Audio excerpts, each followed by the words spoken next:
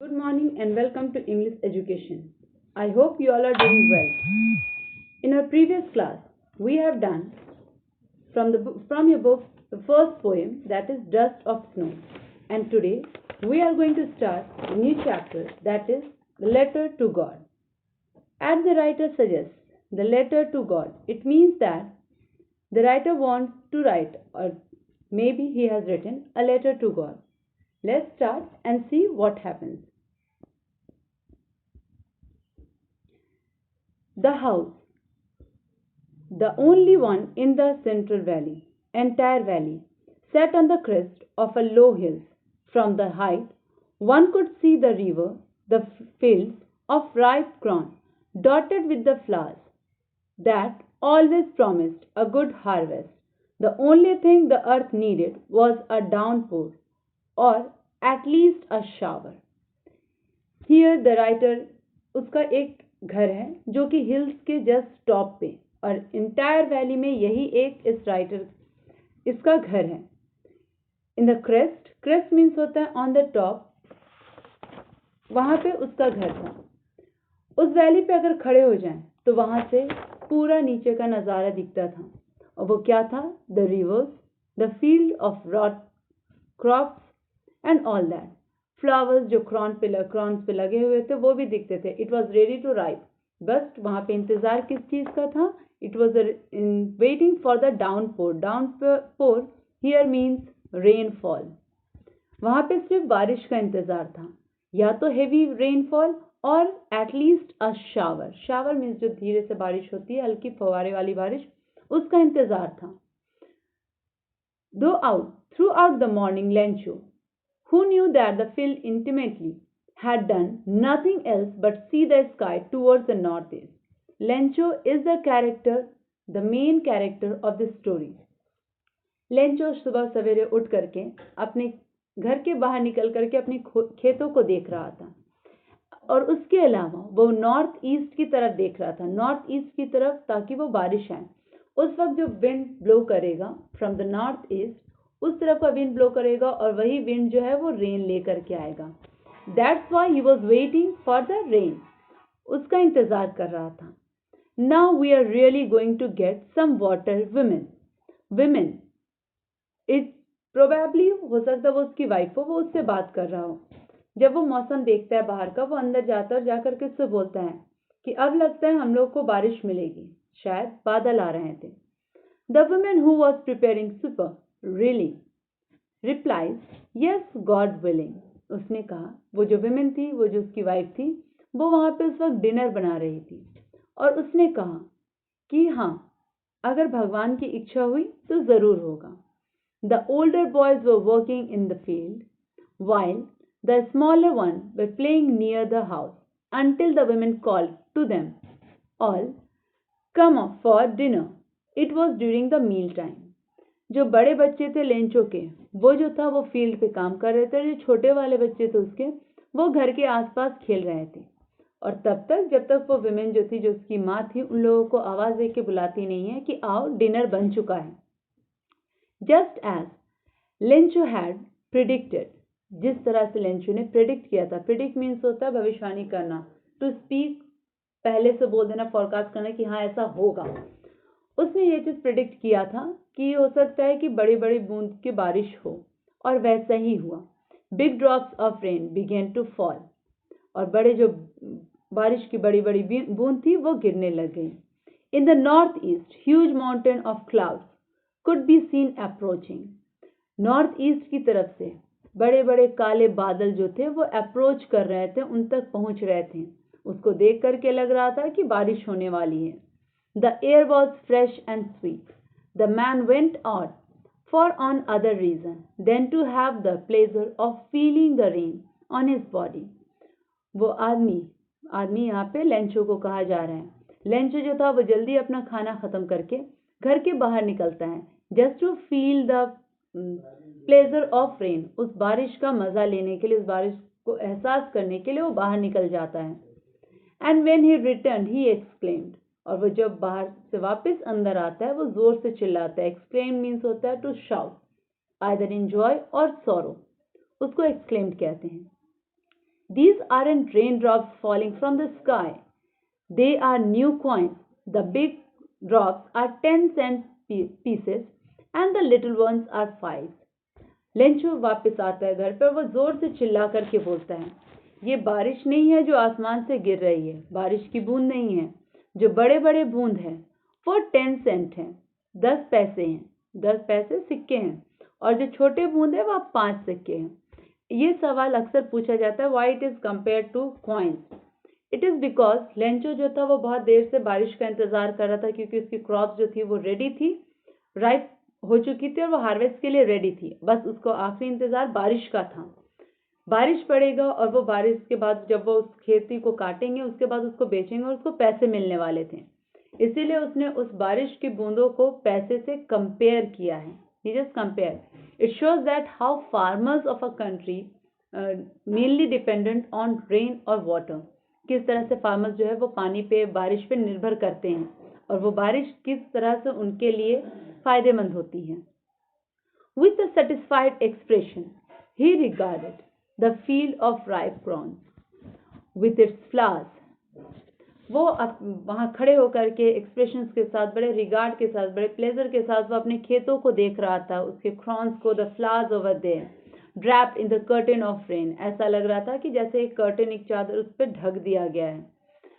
But suddenly a strong wind began, पर यह खुशी उसकी ज्यादा देर तक टिकती नहीं है। अचानक से मौसम जो है वो बदल जाता है। A strong wind began to blow and along with the rain very large hailstones began to fall. वही बारिश जो था वो धीरे धीरे अपने आप को बदल लेता है, और वो जो बारिश की बूंद अभी तक लेंचो को अच्छी लग रही थी वो अचानक से बदल करके बड़े बड़े ओले में बदल गई। हेलस्टॉर्म इज नॉट स्नोफॉल, बर्फबारी नहीं, ओले गिरना। ओले जो होते हैं वो थोड़े से हार्ड होते हैं इन कंपेयर टू स्नो।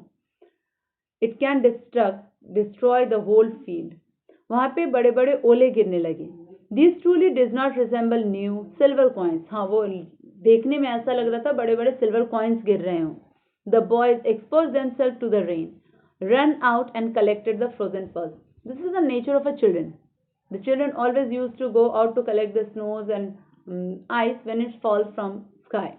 तो ये बच्चा लोग भी जो था वो बाहर निकल जाते हैं और वो बर्फ को कलेक्ट करना शुरू कर देते हैं। It was really getting bad. बच्चे तो खुश थे पर लेंचो के लिए ये बहुत बुरा था। उसने कहा, ये सही में बहुत बुरा होते जा रहा है। एक्सक्लेम द मैन, वो जोर से चिल्ला करके कहता है। I hope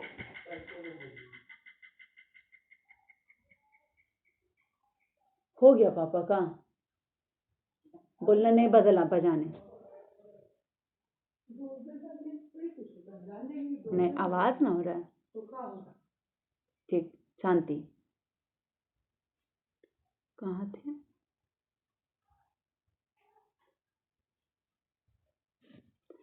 it's really getting bad, I hope it passes quickly. वो ऐसा होप कर रहा था, वो बस उम्मीद कर रहा था कि वो जल्दी से पास हो जाए। It did not pass quickly. For an hour the hell rained on the house, the garden, the hill side, the cornfields, on the whole valley. The field was white as it is covered, as if covered with salt. वो पूरा जो वहां का नजारा था वो पूरा white पड़ गया। पूरे उसकी फील्ड जो थी, उसका गार्डन जो था, एवरीथिंग वॉज टर्न्ड वाइट। ऐसा लग रहा था जैसे पूरी हर जगह पे जैसे किसी ने नमक बिखेर दिया हो। नमक is not exactly the same, it's the hailstone which seems to like salt. Not a leaf remained on the tree. The corn was totally destroyed. उसने कहा एक भी पत्ता जो है वो पेड़ पे नहीं बचा था, उसके पौधे बिल्कुल पूरी तरह से बर्बाद हो चुके थे। The flowers were gone from the plants. Lencho's soul was filled with sadness. When the storm had passed, he stopped in the middle of the field and said to the sun. उसका दिल जो था वो पूरी तरह से उदास हो चुका था। पूरी फसल उसकी बर्बाद हो चुकी थी। Flowers, leaf, everything had gone lost. Lencho पूरा उदास होकर के फील्ड के बीचों बीच खड़े हो जाता है और अपने बच्चों को कहता है, अ plague of locust would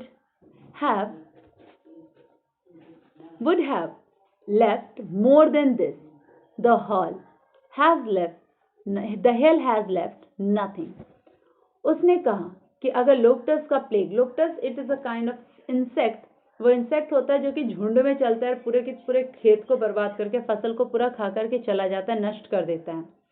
Lencho ने कहा कि अगर प्लेग, लोकटस का प्लेग भी आता तो शायद इससे ज्यादा फसल मेरी बच जाती, जितना कि इस हेलस्टॉर्म ने बर्बाद कर दिया है।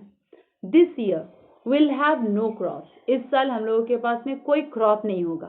The night was sorrowful one, all are works for nothing, there no one who can help us, will go hungry this year. Lencho ने कहा, अपने बच्चों को बुलाया और उससे कहा कि इस साल कोई फसल नहीं होगी। वो रात उनका सबसे दर्द भरा, दुख भरा था। They all way sorrowful one, जितना भी उन लोगों ने मेहनत उस खेत में किया था सब कुछ बेकार चला गया। There is nothing, there is no one, कोई ऐसा नहीं है उस पूरी वैली में, क्योंकि उस वैली में एक ही घर था और वो एकमात्र घर इस लेंचो का था, जो कि उसको ऐसा लगा कि इस वैली में और कोई नहीं है जो कि लेंचो की मदद कर सकते हैं। We'll all go hungry this year. Lencho ने कहा कि लगता है इस साल हम लोग भूखे ही रह जाएंगे। But in the heart of all who lived in the solitary house in the middle of the valley, there was a single hope, help from God. Solitary means होता है अकेला, alone, एक इकलौता, जिसको कहते हैं one is called solitary. उस घर पे उस वक्त सबके दिल में बस एक ही उम्मीद थी, एक ही आशा थी, अगर कोई मदद कर सकता है तो वो है गॉड, भगवान। Don't be so upset even though this seems like a total loss, remember no one dies of hunger, that's what they say, no one dies of hunger. Lencho उस दुख भरे माहौल में भी थोड़ा सा पॉजिटिव थिंकिंग लेकर के आता और उसने कहा कि इस तरह से उदास मत रहो, ये जानते हुए भी कि सब कुछ खत्म हो गया है, उदास रहने की जरूरत नहीं है। याद रखो, कोई भूखा नहीं मरता। He repeated this line that no one dies of hunger, जैसे कि उसने स्ट्रांगली ये बात कही है कि हाँ, कोई भी भूखा नहीं मरता। all through the night, Lencho thought only his one hope. पूरी रात लेंचो जो था वो अपनी एक उम्मीद के बारे में ही सोचता रह गया, the help of God, God का हेल्प, बस वही एक थे जो उसकी मदद कर सकते थे। Lencho thought only of God, whose eyes as he had been instructed see everything, even what deep in one's conscience. Lencho was an ox of man, working like an animal in the field, but still he knew how to ride. Lencho को ये चीज कहा गया था, बचपन से ही उसको ये सिखाया गया था कि भगवान जो है वो हर कुछ देखते हैं, जो आप अपने अंदर भी रखते हैं। कॉन्शियस मीन्स होता है inner sense, what is right what is wrong, from where you think. Conscious, वहां पे भी अगर कोई बात है तो भगवान हर कुछ देख सकता है, वो हर कुछ जानता है, हर कुछ उससे कुछ भी उससे छुपा हुआ नहीं है। लेंचो जो दिन रात, ox of a man means होता है one who work very hard, वो दिन रात बड़ी कड़ी मेहनत करता था। लाइक एन एनिमल, एक जानवर की तरह अपनी फील्ड पे, but still he knew how to write, इसके बावजूद वो जानता था कि लिखा कैसे जाता है। The following Sunday at the daybreak is called the morning daybreak, he began to write a letter which he himself would carry to the town and place in the mail. It was nothing less than a letter to God. उसने उस Sunday को daybreak जैसी morning हुआ, उसने वो letter लिखा और उस लेटर को खुद से वो डिसाइड किया था जाकर के वो मेल करेगा पोस्ट ऑफिस में, और वो लेटर और कुछ नहीं था, वही था ए लेटर टू गॉड। उसने वो चिट्ठी भगवान को लिखी थी। उस चिट्ठी में उसने क्या लिखा था? गॉड, ही रोट, उसने लिखा, if you don't help me my family and I will go hungry this year. उसने लिखा, भगवान अगर आप मेरी मदद नहीं करते हैं तो मेरा परिवार और मैं इस साल भूखे ही रह जाएंगे। I need 100 pesos in order to show my field again and to live until the crops come because the hailstorm. These all he has written. ... means इससे ज्यादा उसने बहुत कुछ लिखा था। पूरी कहानी जो उसके साथ हुई थी वो उसने लिखा। उसने लिखा, भगवान अगर आप मदद नहीं करते हैं तो शायद मेरा परिवार जो है वो पूरी तरह से भूखा रह जाएगा इस साल। उसने उस चिट्ठी में लिखा कि उसको 100 पेसोस की जरूरत है। पेसोस देखो, पेसोस जो है वो करेंसी है लैटिन अमेरिकन साइड, वहाँ की करेंसी है ये। Mexico, Brazil, Spain, Latin America, यहाँ पे ये चीज़ यूज़ किया जाता है पेसोस। यहाँ पे मेंशन किया जा रहा है जब pesos, it's easily to think that ये जो स्टोरी है वो उधर ही कहीं की है, either Latin America, Mexico, Brazil, Spain, through that. उसने कहा मुझे 100 पेसोस चाहिए जिससे मैं अपने खेत को वापस से उसमें शो कर सकूं और उससे जो क्रॉप जब तक आएगा तब तक मैं अपने परिवार का पेट पाल सकूं। He wrote to God on the envelope, put the letter inside and still trouble went to town। और वो किसी तरह से वो एनवेलप में वो लेटर डालता है, फिर वो उसको लेकर के उसको स्टिक करता है, and then he with a trouble he went to the town जाता है वो लेटर को पोस्ट करने के लिए। At the post office he placed the stamp on the letter and dropped it into the mail box. उसने post office में वहां से एक स्टैम्प लिया और फिर वो लेटर को वो मेल बॉक्स में डाल देता है, पोस्ट बॉक्स पे। On one of the employee, who was a postman and also helped at the post office, went to the boss laughing heartedly and shown him the letter to God. Never in his career as a postman had he known that address, postmaster। उसके बाद जो post वहाँ पे का एक employ था, one of the employ, वहाँ post office का एक एम्प्लॉय था जो कि पोस्टमैन भी था और पोस्ट ऑफिस में भी कुछ हेल्प करता था, काम करता था। वो अपने बॉस के पास हंसता हुआ जोर से, heartedly was laughing very badly, और वो वहाँ पे उसके पास पहुँचता है और वो लेटर उसको दिखाता है पोस्ट मास्टर को, और कहा उसने कि मैंने अपने पूरे करियर में इस एड्रेस को कभी नहीं देखा है और ना कभी जाना है। द पोस्टमास्टर, अब पोस्टमास्टर का अपीयरेंस कैसा था?